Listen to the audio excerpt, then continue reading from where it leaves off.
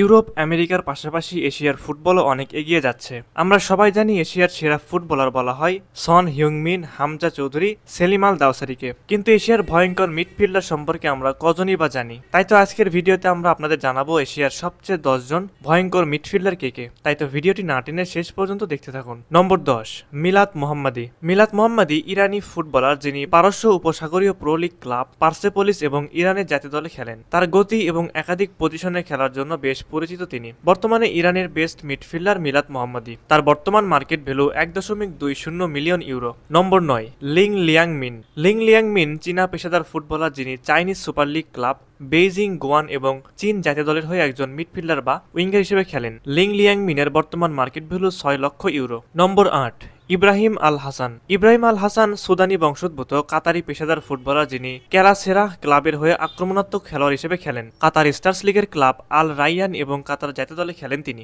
ইব্রাহিম আল হাসানের বর্তমান market value 1 লক্ষ ইউরো।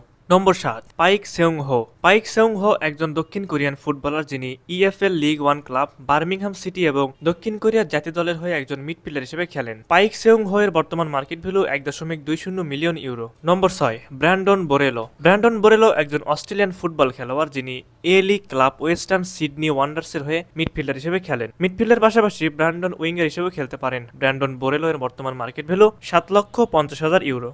নম্বর 5, আকরাম আফিফ। আকরাম আফিফ একজন কাতারি ফুটবল খেলোয়াড়, তিনি বর্তমানে কাতারি ক্লাব আল সাদ এবং কাতার জাতীয় দলের হয়ে অ্যাটাকিং মিডফিল্ডার হিসেবে খেলেন। মিডফিল্ডে কাতারের মূল ভরসা আকরাম আফিফ। আকরাম আফিফের বর্তমান মার্কেট ভ্যালু 7.50 মিলিয়ন ইউরো। নম্বর 4, হামজা চৌধুরী। হামজা চৌধুরী একজন বাংলাদেশি ফুটবল খেলোয়াড়, তিনি বর্তমানে ইংল্যান্ডের ফুটবল লিগের দ্বিতীয় স্তর EFL championship Sheffield United football ক্লাবের হয়ে একজন মিডফিল্ডার হিসেবে খেলেন। হামজা চৌধুরীর বর্তমান মার্কেট ভ্যালু 4.50 মিলিয়ন ইউরো। নম্বর 3, তাকুমি মিনামিনো। তাকুমি মিনামিনো একজন জাপানি ফুটবলার, যিনি লিগ 1 ক্লাব মোনাকো এবং জাপান জাতীয় দলের হয়ে আক্রমণাত্মক মিডফিল্ডার বা উইঙ্গার হিসেবে খেলেন। বর্তমানে জাপানের সবচেয়ে কার্যকরী ফুটবলের নাম হলো তাকুমি মিনামিনো। তার বর্তমান মার্কেট ভ্যালু 15 মিলিয়ন ইউরো। নম্বর 2, সালিম আল দাওসারি। সালিম আল দাওসারি হলেন সৌদি আরবের পেশাদার ফুটবলার, যিনি সৌদি লীগের ক্লাব আল হিলাল এবং সৌদি আরব জাতীয় দলের হয়ে একজন মিডফিল্ডার হিসেবে খেলেন। সেলিম মিডফিল্ডার হলেও তিনি উইঙ্গার হিসেবে খেলে থাকেন। শুধু সৌদি নয়, বর্তমানে এশিয়ার সেরা মিডফিল্ডার তিনি।